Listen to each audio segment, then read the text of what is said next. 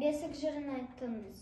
Балапан үйреп, биікке өрлеп, бақытың өсе берсін, қалқадар күнде көктеп ай.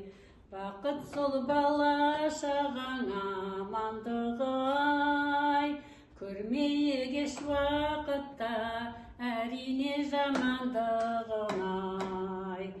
Екелі көк төбем көкке жетпей тұрар ай, сезгенде туыс жат дәриғай адалдығын ай.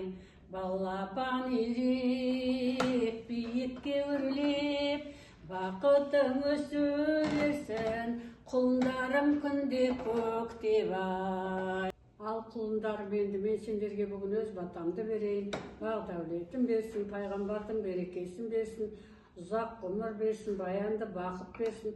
Бар болыңдар, бай болыңдар, адам деген атқа сай болыңдар, бақытты ғұмыр кешіңдер. Аллах әкелсе сендерің аман болсын.